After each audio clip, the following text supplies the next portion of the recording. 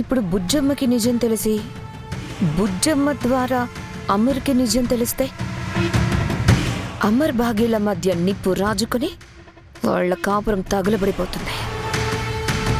Amar mind కూడా divert అవుతుంది కదా. మంచి పాయింటే పట్టావు మనోహరి. ఇప్పుడే వెళ్ళి బుజ్జమ్మతో నిజం చెప్పేద్దాం పద. ఆగు, ఒక్క నిమిషం ఆగు.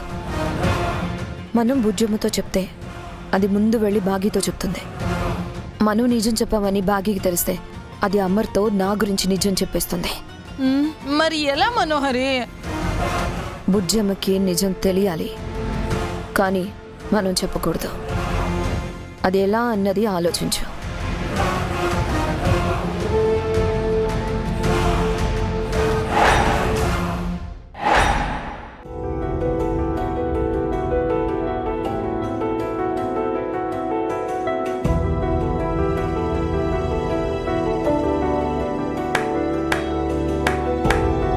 కమాన్ సోల్జర్స్, ఎగ్జామ్స్కు తక్కువ సమయం ఉంది కాబట్టి మీరు తొందరగా ప్రిపేర్ కావాలి.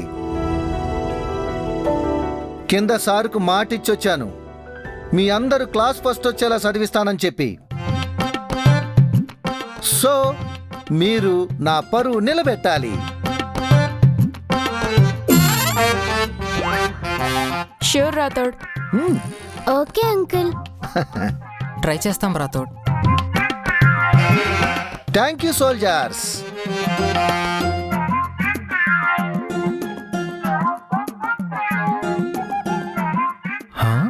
అంజు పాప ఏంటి ఇంత సీరియస్గా చదువుతుంది?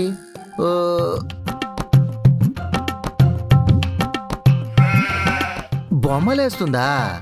ఇంకా శ్రద్ధగా చదువుతుందేమో అనుకున్నాను. అంజు పాప, ఏంటి Rathod? Just for general knowledge కోసం అడుగుతున్నాను. రేపు ఎగ్జామ్లో కూడా ఇలాగే బొమ్మలేస్తావా? ఊరుకో రాథోడ్. ఎగ్జామ్లో ఎవరైనా బొమ్మలేస్తారా? అడిగిన క్వశ్చన్స్ కి ఆన్సర్ రాస్తారు. ఓహో, మరి అడిగిన ప్రశ్నలకు జవాబు రాయాలి అంటే అందుట్లో చదవటం అనే ఆప్షన్ ఉంటుందనుకుంటాను.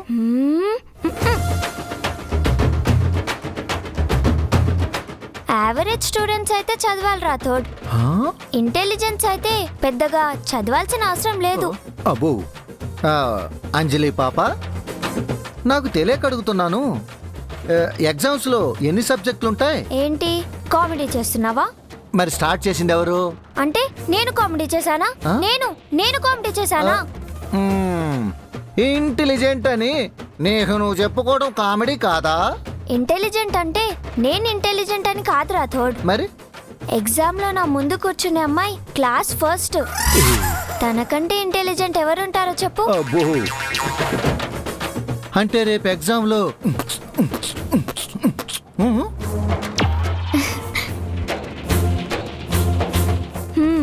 నువ్వు గెస్ చేసింది కరెక్టే. మొత్తం అక్కడ చూసి ఇక్కడ జిరాక్స్ ప్రింట్ దింపేస్తా.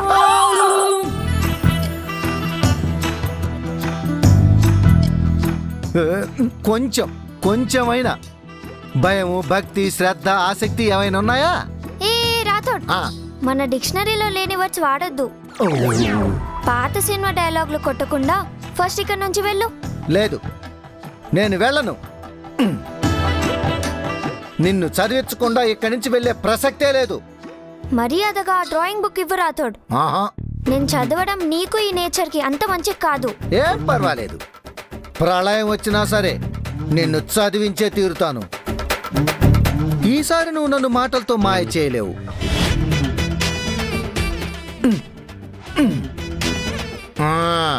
4 రోజుల నుంచి సైన్స్ చదువుతున్నాను, పెద్ద బిల్డప్ ఇచ్చావుగా. ఈ సైన్స్ లోంచి ఒక్క క్వశ్చన్ అడుగుతాను, ఆన్సర్ చెప్పు.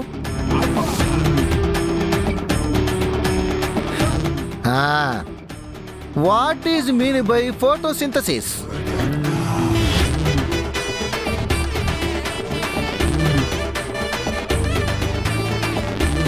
ఏంటి ఆ క్వశ్చన్ సైన్స్ లో ఉందా? అది సోషల్ కాదా? సోషల్ ఏంటంజు, ఏం మాట్లాడుతున్నావు? ఫోటోసింథసిస్ అంటే సైన్స్కి సంబంధించింది అంజు. ఓ, ఇప్పుడు దాన్ని సోషల్ నుంచి సైన్స్కి షిఫ్ట్ చేశారా? అంటే ఆ వర్డ్ మా సైన్స్ టీచర్ పలికినట్టు గుర్తులేదు రాథోడ్. Okay, next question. గ్రావిటీని కనుగొన్నది ఎవరు? ఐన్స్టీన్.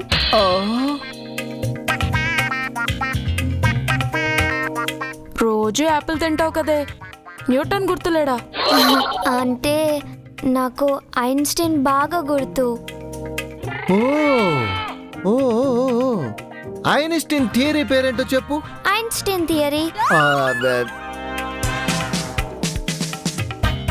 హ, నువ్వేమి చదవలేదని నాకు చాలా బాగా అర్థమైంది. ఫైనల్గా ఒకే ఒక్క క్వశ్చన్ అడుగుతాను. దానికైనా కరెక్ట్గా సమాధానం చెబుతావు అంజు పాప? అడుగు రాథోడ్. సైన్స్కి స్పెల్లింగ్ తెలుసా నీకు? What do you mean Rathod? Meaning కాదమ్మా, స్పెల్లింగ్ చెప్పు. కనీసం అదేనా తెలుసా లేదా? యాక్చువల్గా తెలుసుకుందామని అనుకున్నాను, కానీ ఆ క్వశ్చన్ పేపర్ మీద ఉంటుంది కదా, మళ్ళీ తెలుసుకోవడం నేర్చుకోవడం ఎందుకు? ఓ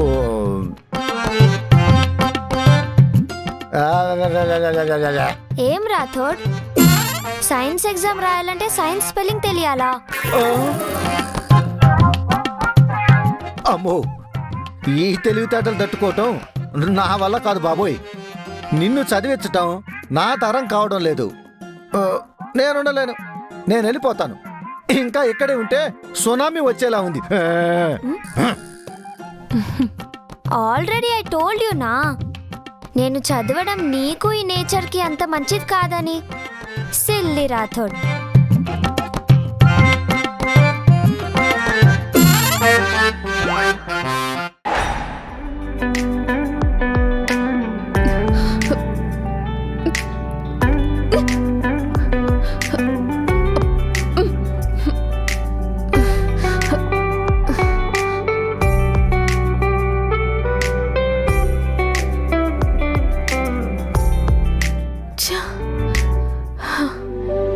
ఆ రోజు రాతోడు వద్దన్నా వినకుండా అడ్డంగా ఉందని చెప్పి అంతెత్తున పెట్టాడు. ఇప్పుడు దాన్ని కిందకి దించడం ఎలా?